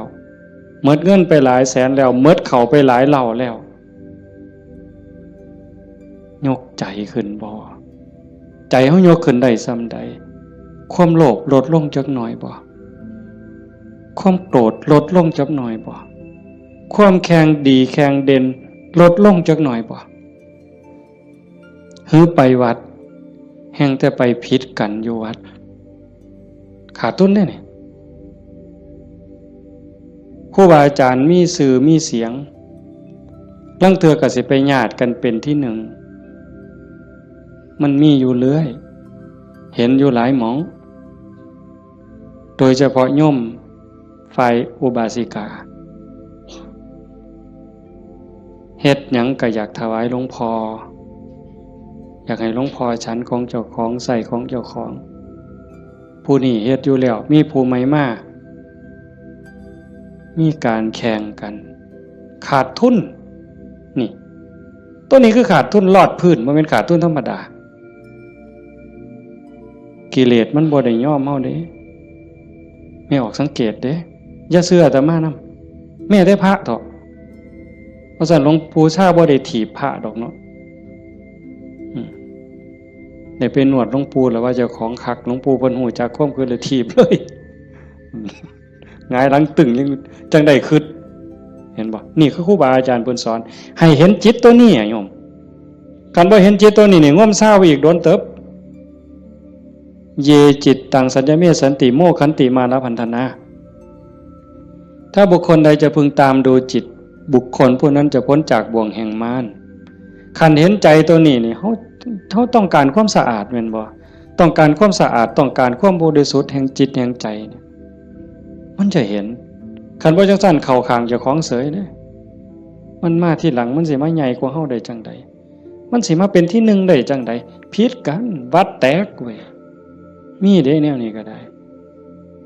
ขาดทุนเสียเงินเสียทองหาคืนใหม่ได้เด้หาเงินแสนเฮาก็ยังมีโอกาสสิหาพ่อโยมหาเงินล้านยังมีโอกาสสิหาพ่อเสียยังก็เสียได้แต่ว่าคันเสียเวลาเนี่ยเสียเลยเด้เสียเลยมีเงิน100 ล้านซื้อนาทีที่ผ่านไปกลับมาบ่ได้ซื้อนาฬิกาเลื่อนละแสนเลื่อนละล้านน่ะซื้อได้แต่ซื้อเวลาวินาทีเดียวก็ซื้อบ่ได้เฮาหายใจเข้าหายใจออกตอนนี้หมดแล้วก็หมดเลยบ่กลับคืนมาอายุเฮาก็หมดไปความตายก็ใกล้เข้ามาเวลาแห่งการเก็บเกี่ยวสัพพะธรรมเก็บกรรมบุญกุศลซักฟอกจิตใจให้สะอาดบริสุทธิ์มันหมดไปเรื่อยๆจังซั่นจังว่าเขาวัดเขาว่าประพฤติปฏิบัติ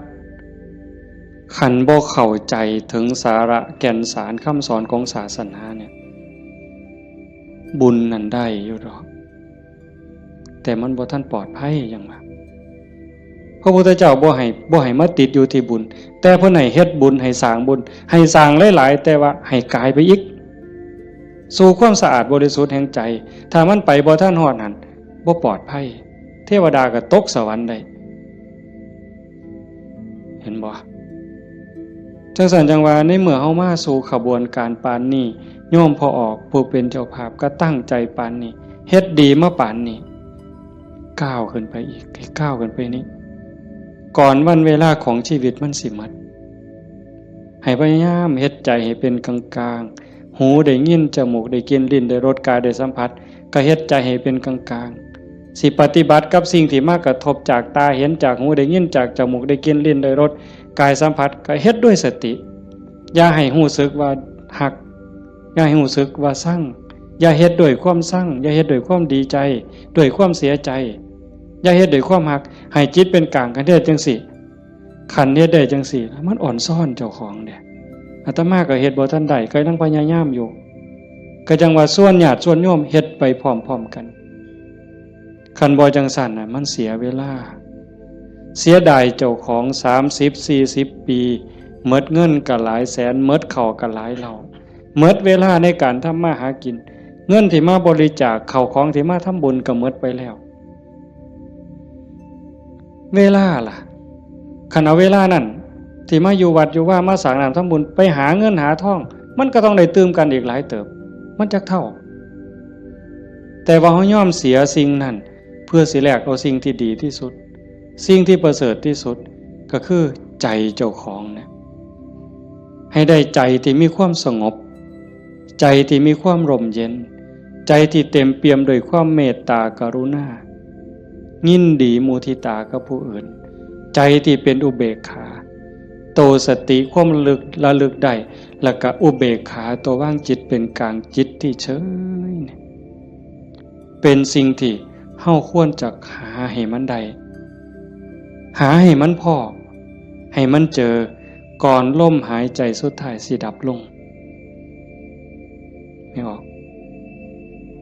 ให้มันพอจิตนี่ก่อนลมหายใจสุดท้ายสิดับลงเพราะนั่นคือพุทธะพุทธะคือความสะอาดจิตที่สะอาดจิตที่สว่างจิตที่สงบ สะอาดจากหักจากสร้างจากดีใจจากเสียใจจากได้จากเสียจากบวกจากลบสว่างสวัยด้วยสติปัญญาหูเท่าท่านตามความเป็นจริงหักก็ตามสร้างก็ตามสรรเสริญนินทาก็ตามลาภยศสรรเสริญก็ตามสว่างตาโดยแสงไฟเพิ่นบอกสว่างใจโดยแสงธรรมบ่ยินดียินร้ายเห็นทุกสิ่งทุกอย่างเกิดขึ้นตั้งอยู่ดับไปอนิจจังทุกขังอนัตตากฎของแต่ละขอบงำสรรพสิ่งอยู่สะอาดสว่างสวัยด้วยสติปัญญาสงบนิ่งจิตใจบ่กระเพื่อมด่ามากกับบ่กระเพื่อมย่องมากกับบ่กระเพื่อมนักแน่นคือกับหินเนี่ยจิตใจของพุทธะเป็นแบบนั้นสะอาดสว่างสงบหูเท่าท่านตื่นจากความลับไหลเบิกบานจากการที่เจ้าของบ่มีโทษตรงนี้เป็นวิชาการของพุทธศาสนาเป็นหลักที่ชาวพุทธต้องปฏิบัติอันสิไปอ่อนว่อนบวงสรวงสวดแล้วก็ขอสวดแล้วก็ขอขันมันได้ซ้ำนั้นมันก็สิดีอยู่ขันมันได้พระพุทธเจ้าก็พาเฮ็ดแต่ตรงนี้ที่พระพุทธองค์สอนสลบจักเถื่อกลัวสิเป็นพระพุทธเจ้าหลวงปู่ชาลำบากปานใดอาตมาเคยอ่านพอเนาะว่าสิขึ้นไปอยู่เทิงผู้ว่าบ่อยากยุ่งบ่อยากยากนำการมาหาบิณฑบาตไปอยู่เทิงผู้ก็ว่าสิเหี่ยวกินพุ่นเนาะเหี่ยวฉันพุ่นเนาะฝึกซ้อมจนปานนั้นบัดเป็นไข้เป็นหนาวไปอยู่กลางป่าก็บ่อยากให้ผู้พี่น้องยากนำก็ซ้อมมันสิใจขาดยามใดสิจูดไปสุดที่ถิ่มเพิ่นว่าบ่ได้ยินเสียงกวงห้องหลวงปู่เพิ่นปัญญาหลายดีเนาะอาตมาก็จังได๋ดอกมื้อนึงไปอยู่อยู่วัดวัง 2-3 มื้อนั่นล่ะก็เปิดวิทยุฟังหลวงปู่เพิ่นเทศน์อาตมาก็หัวอยู่ผู้เดียวจุจ่อๆสั่นๆนี่คำสอนหลวงปู่ซ่าอยู่กับเจ้าของนี่อยู่หูดังนี่เนาะอยู่กับขนตานี่ทักงุ่มจ่อๆธรรมะนี่โอ้จะเป็นปัญญาคักๆเพิ่นยังว่าโอปนัญญิโกเป็นสิ่งที่ควรน้อมเข้ามาใส่ตนมันบ่อยู่ไสไม่ออกคันเวลามันสิเข้าใจมันสิฮู้เล็กๆน้อยๆนี่ดอกมันฮู้ในเจ้าของนี่มันเห็นในเจ้าของนี่โอปนัญญิโกเป็นสิ่งที่ควรน้อมเข้ามาใส่ตนคันน้อมเข้ามาใส่ตนนั่นเป็นคำสอนของพระพุทธเจ้าคันน้อมออกไปจักแม่นคำสอนไผบัดนี้คันไปอ่อนว่อนบวงสรวงเทวบุตรเทวดาอินพรหมยมยักษ์พระเจ้าทั้งหลายนี่แล้วโลดแต่ว่าอาศัยการประพฤติปฏิบัติจังว่าการฟังเทศน์ฟังธรรมให้เป็นไปเพื่อความศรัทธาความเหลื่อมใสศรัทธาปาสาทะวิริยะความภาคเพียรพระพุทธศาสนาเพิ่นสอนเรื่องความภาคเพียรวิริยะนะทุกขมัจเจติเฮาสิล่วงทุกข์ได้ก็ย้อนความเพียรพยายามของเฮาเองผู้อื่นเฮ็ดให้บ่ได้คันเฮ็ดให้ได้มีผู้วิเศษผู้ศักดิ์สิทธิ์ครูบาอาจารย์เป่าให้เสกให้ผู้ใดสิเกินพระพุทธเจ้าบ่ออกว่าไผสิเกินพระพุทธเจ้าในโลกในจักรวาลเนี่ยคันมันเฮ็ดแทนได้ทำพิธีเฮ็ดให้ได้พระพุทธเจ้าเฮ็ดให้หมดเมื่อเช้าย่างบิณฑบาตหัวแต่ว่ามันก็หาเรื่องอยู่เลยปีชงเพิ่นว่าปีนี้ปีชงหยังชงกาแฟ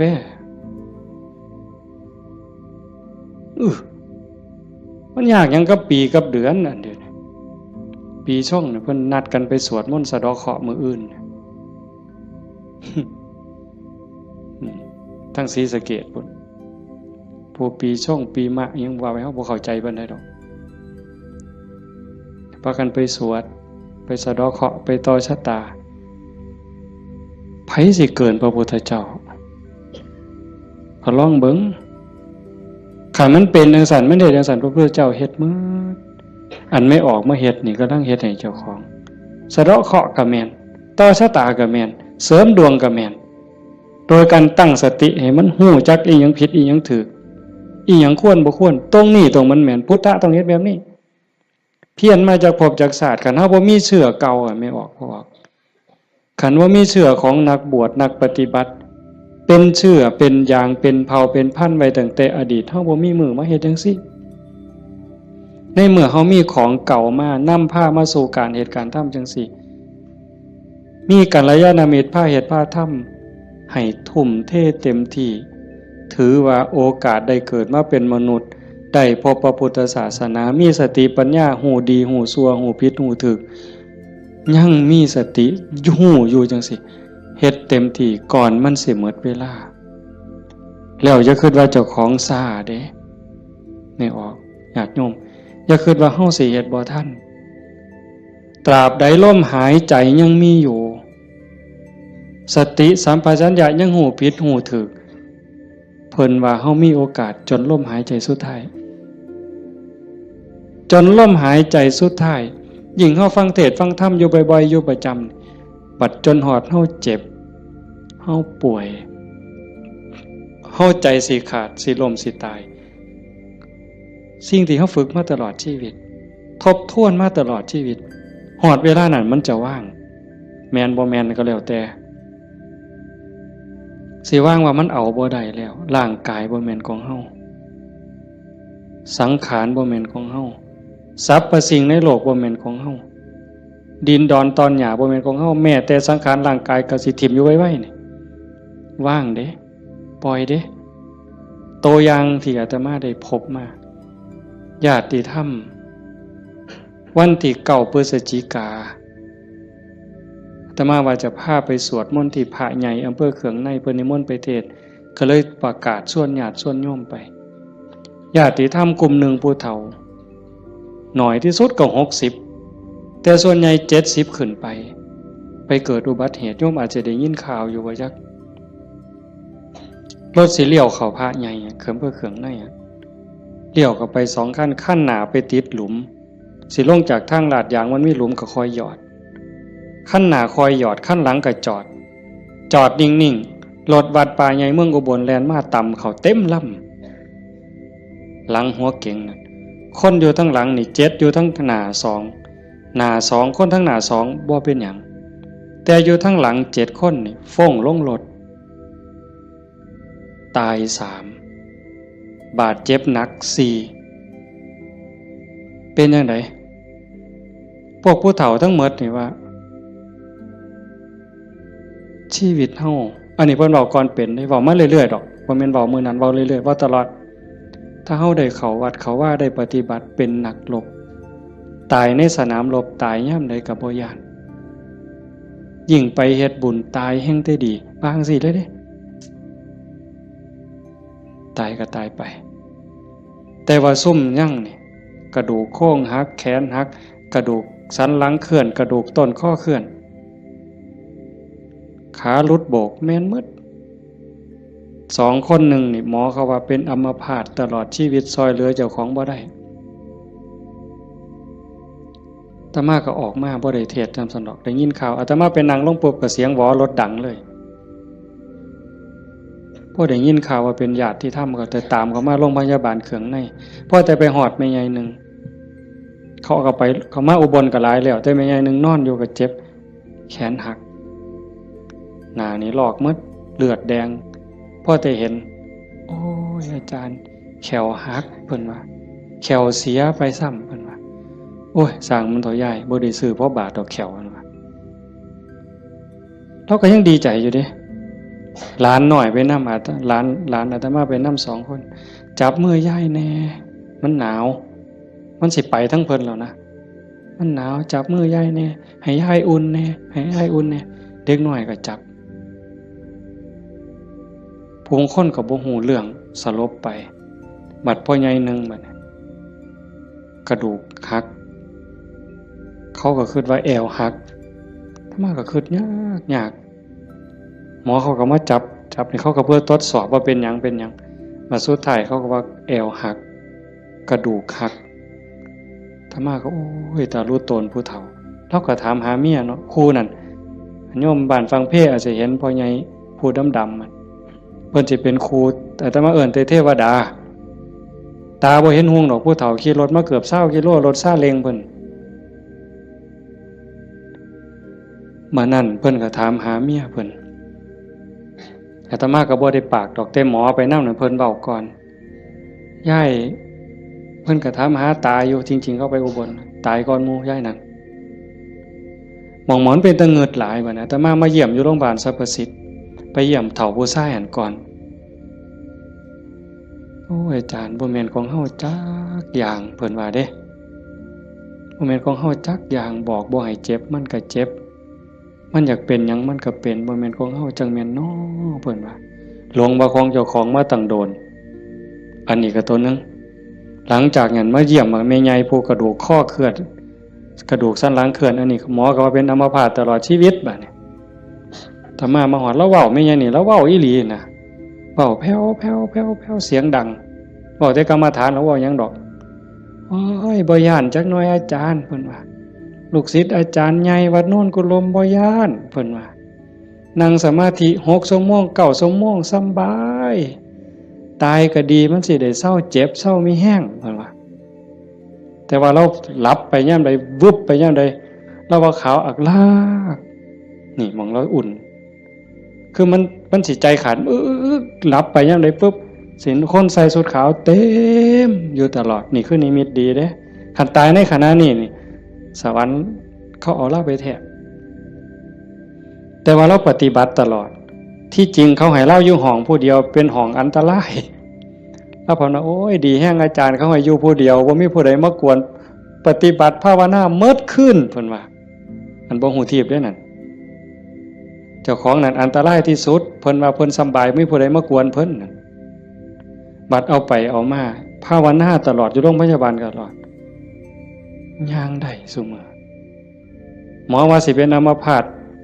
ตลอดทั้ง2เท่านี่ตลอดชีวิตเลยซอยเหลือตัวเองบ่ได้แท้เดี๋ยวนี้ย่างได้ทั้ง2คนเห็นบ่มองอัศจรรย์หลายพอใหญ่เข็มนี่แม่ใหญ่ต้องค้ำเมียตายพ่อใหญ่ต้องเข็มพ่อใหญ่เข็มนี่คือทรมานตอนนี้ก็ย่างแล้วโยมแม่ใหญ่สวัสดิ์น้องสาวนั่นตายแล้วอีกผู้นึงถ้ามาเจอบ่ได้ตายบ่เอาเรื่องกับรถถือว่าเป็นกรรมเป็นเวรเป็นสิ่งที่เกี่ยวเนื่องกันมาใครแม่นเฮาสิว่าแนวใดมองอาตมาเงิดอ่อนซ่อนใจคนน่ะขอบ3ครอบครัวนี่ผู้นึงเจ็บสาหัสผู้นึงตายนี่บ่เอาเรื่องกับรถบ่เอาเรื่องกับครูกรณีถือว่าเป็นเรื่องของบาปของบุญเป็นเรื่องของวัฏสงสารให้แล้วต่อกันเขาก็บ่อยากมาซ่อนเขาก็บ่อยากพาเฮาไปตายนี่มองว่าคุณภาพของธรรมะมองเข้าใจธรรมะมันเฮ็ดใจได้ขนาดนั้นคักบ่มื้อนี้แม่ใหญ่นึงผู้เตรียมเนี่ยเผาไปวาง 2-3 มื้ออายุ89 ปี7 เดือนผู้หญิงเด้เลี้ยงลูกเมียใหม่ผัวเพิ่นไปมีเมียใหม่เพิ่นบ่เครียดเมียใหม่ออกลูกเพิ่นเอามาเลี้ยงพร้อมเอาไม่ออกเฮ็ดได้บ่ นี่คือน้ำใจคนนะแม่ใหญ่นี่เราปฏิบัติธรรมอยู่นำครูบาอาจารย์มาตลอดลูกเราดีหมดทุกคนเป็นหมอ2เป็นครูผู้หนึ่งเป็นเจ้าหน้าก็มีอยู่2คนแต่ว่าหม่องอัศจรรย์คือเราปฏิบัติตลอดโยมไม่ออกสวดปาติโมกข์ได้ที่พระเพิ่นลงปาติโมกข์นี่แม่ใหญ่น่ะเราสวดได้อาตมาสวดบ่ได้หม่องเป็นตะงึดหลายแต่ว่าเราตกศาลาเทื่อนึงย่างจงกรมมันมืดตกศาลาสมัยก่อนนั่นขาหักว่าซั่นเห็นบ่บัดมื้ออาตมาสิไปเยี่ยมอาตมาไปเทศน์ฟังทั้งครูขันก็เลยว่าสิกายไปทางนั้นลูกชายเพิ่น ว่าบ้านอยู่ทั้งนั้นก็เลยพาไปเยี่ยมลูกชายก็บอกว่าอาจารย์สิมาเยี่ยมแล้วลูกบ่ได้ตลอดแต่ว่าสติเราดีเด้เพราะแต่ว่าอาตมาสิไปเสียงรถเขาไปจอดแล้วลุกขึ้นมานั่งพอแต่มาไปนั่งลงแล้วก็กราบได้เท่าเดียวดอกก็นอนมันวิ่นหัวปานนั้นเราก็เว้าธรรมะโต้ตอบได้ทุกเรื่องสติบ่ขาดลูกหลานจักว่าเท่าใดมาเต็มเฮือนแล้วจำได้ฮอดซุมบ่นุ่งผ้าว่ามันชื่อหยังนิสัยมันดื้อบ่ดื้อแล้วฮู้ผู้นี่หมองลูกหลานไว้ย่าย่ายอยู่อีกเด้อโอ้ยมันทุกข์มันยากบ่อยู่ดอกอยู่น้ำหลานอีกแน่อยู่โดนแล้วผู้นี่มัดมือสิใจขาดหลานผู้เรียนอยู่จุฬากำลังขึ้นรถลูกชายว่าย่าถ่าหลานเนี่ยเด้อหลานกำลังขึ้นรถโอ้ยถ่าบ่ถ่ามันก็บ่แม่นแม่วะแล้วว่าเป็นเรื่องของเพิ่นว่าเห็นบ่เป็นเรื่องของเพิ่นบ่แม่นเรื่องของย่าหมองคักหลายว่าแล้วตายนั่นแล้วนอนแต่แข้งข้างขวาเลียนแบบพระพุทธเจ้าเลยสติจำได้มือสิตายแล้วกินข้าว3เทื่อได้กินข้าวปกติเว้าได้ปกติเพียงแต่ว่านอนไปแล้วก็มาหลับเอาตอนมาดับไปตอนตี 4คนตายลูกนี่เป็นหมอ2แล้วก็หลานเป็นหมออีกผู้นึงมันบ่เข้าในทฤษฎีอะโยมพวกนี้อยู่นำคนตายมาตลอดลูกหลานสาวอยู่ห้องชันสูตรพลิกศพพร้อมคนตายเขาพิสูจน์ว่ามันจะเย็นไม่ไงนี่แล้วอุ่นบัดเนี่ยตายไปแล้วจากตี 4กว่าๆจนฮอด 5 โมงเช้าเอาเขาลงแล้วยังอุ่นอยู่แต่เฮ็ดจังได๋บ่ได้เพิ่นก็ลูกชายเพิ่นก็โทรมาถามอาจารย์สิว่าแนวใดแต่มาเลยว่าบ่ต้องฉีดยาเด้อสิฟื้นหรือบ่ฟื้นเฮาบ่คิดดอกแต่ว่าบ่ต้องฉีดยาก็บ่ฉีดอยู่จักมือหลายมือเติบ4-5 คืนพุ่นล่ะแต่มาก็บ่เจอบัดฮอดมื้อสิเผาบัดเนี่ยลูกชายเพิ่นก็โทรมาถามประมาณ3 โมงกว่าเนี่ยอาจารย์เฮ็ดจังได๋บัดเทื่อเปิดโลงออกมานี่หาแม่ยังอุ่นอยู่คือเก่าเนี่ยสิเฮ็ดแนวใดเพิ่นว่าโอ้อาตมาก็บอกบ่ถูกดอกโยมไขเบิ่งซะก่อนว่าซั่นแต่ว่าใส่เพิ่นใส่ตู้โรงเย็นอยู่แต่มันเย็นทั้งหลังนะอาตมาก็เลยว่าเอากันจัก 4 โมงก็จังถอดปลั๊กออกเบิ่งเด้อถอดปลั๊กออกเบิ่งเพื่อให้มันปรับสภาพเพราะว่าตัวเย็นนี่มันอาจจะเป็นจากเครื่องใส่ไฟฟ้าหอดประมาณเฮาจะออกประมาณบ่ายโมงก็หากะลามันอุ่นมันยังอยู่ก็จังว่ากันอีกเทื่อนึงบัดสุดท้ายก็แม่นหมดอยู่ดอกเพิ่นว่าอาจารย์ประมาณเที่ยงนี่เพิ่นโทรมาก็บ่เย็นปานใดแต่ว่าย้ายบ่แข็งเพิ่นว่าเย็นอยู่แต่ว่ามันบ่แข็งคือทั่วไปคันจังซี่ก็หมดไปตามธรรมชาติก็เฮ็ดไปเด้อคือที่เว้าให้โยมฟังนี่หมายความว่าอย่าให้เราปฏิบัติมาตลอดจิตใจเราดีแล้วงามบ่เคยด่าไผจักเทื่อลูกว่าลูกเมียใหม่เขาผัวก็อยู่นำเมียใหม่นี่เอาลูกมาเลี้ยงแล้วก็ป้อนข้าวทอกันนี่เลี้ยงซ่ากันป้อนปลาป้อนข้าวก็บ่ให้ลูกเจ้าของคำใหญ่กลัวเด้คำทอกันอาบน้ำให้ก็คือกันสอนก็คือกันฮักทอกันใจคนน่ะมันจังว่าคันมันได้ฝึกได้ฝนมันมีธรรมมันก็สุดยอดอยู่นี่